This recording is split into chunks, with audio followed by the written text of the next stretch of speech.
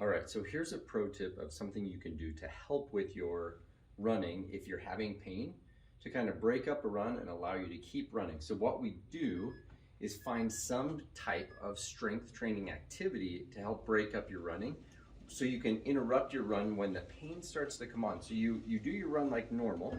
And a lot of time I use this to warm up as well. If I'm gonna do a treadmill run especially, or out on the road, I'll use this same principle to kind of warm up and activate my muscles by doing an active strength training exercise first. So what we'll do here is you would want to run so as far as you feel like you can before the pain starts to come on or get worse. So once you start to feel the pain, then you'd back off if the symptom starts to get worse. So you may have some pain, but if the symptom starts to get worse, then you back off and you do a strength training exercise. It's a great kind of pro tip to help you be able to keep moving and give you more time on your feet, because by the time you're done doing a couple of these strength moves, you wind up actually kind of hitting the reset button and you can run some more. And so then you'd want to run again until you start to feel that symptom come back on. So often, if you use the right muscle, can really, really help decrease that pain for a little bit, push that back on the back burner. You can resume your run. And so one of my favorite ways to warm up and to interrupt a workout if I have some kind of pain is to do what we call the four-way treadmill. So you increase the incline of your treadmill. So I pumped it up all the way as high as it would go for this treadmill. You increase the incline of the treadmill, usually between 12% grade, just depending on what your treadmill will do, and up to 20-30% if your treadmill can do that. But you want to go at a fairly steep grade because you're going to get more of a workout. And then I go 1 minute forward and then 1 minute sideways, doing side steps. And for this, you can go between about 0.7 to 1.5-ish usually on the treadmill, so fairly slow, and you're doing side steps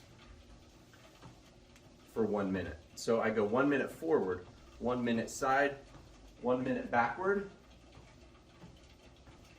and then 1 minute the other side.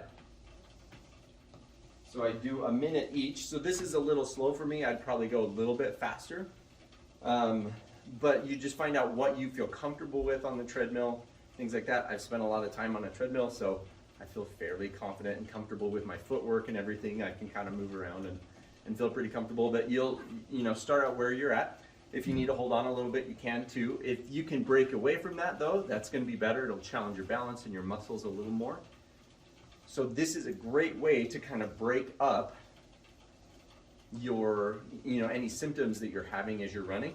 It allows you to use the muscle that may be either needed to help control whatever the deficit is in your running, but it can also help with breaking up that pain cycle so that you can reset and get going again with less pain and less problem. The other thing you can try is using a band, right? And doing like the monster walks or butt busters, where the forward, backward, and side to side walking with the band around your ankles. So placing the band around your ankles. You can do that on the treadmill. Some people worry about falling, but you can also just do it on the ground where you take those side steps, side to side, and forward and backward. And that really helps engage your hips. By engaging the hips, the reason why I'm showing two different hip exercises is it's a really good way of kind of waking up those muscles that we use to keep the knee moving straight ahead, so and keep everything in good alignment.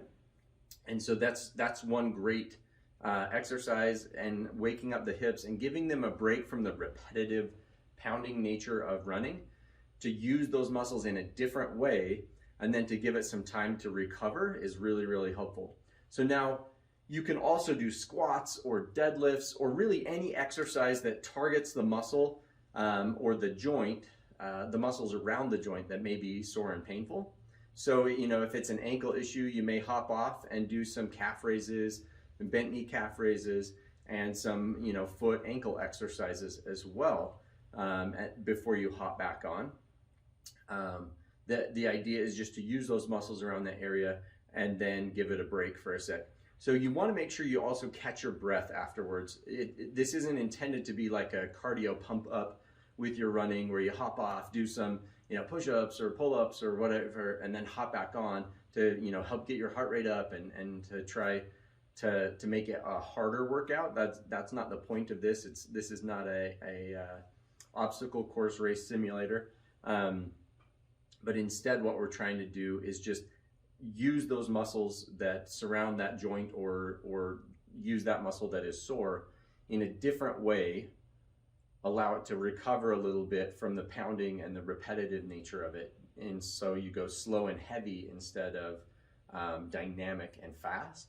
And that really does kind of help reset the pain signals that you're receiving and allow you to do another bout of running. And so this way you can get more bouts of running in without it flaring it up too much, and allows you to recover faster, to get back to your activity, back to running faster.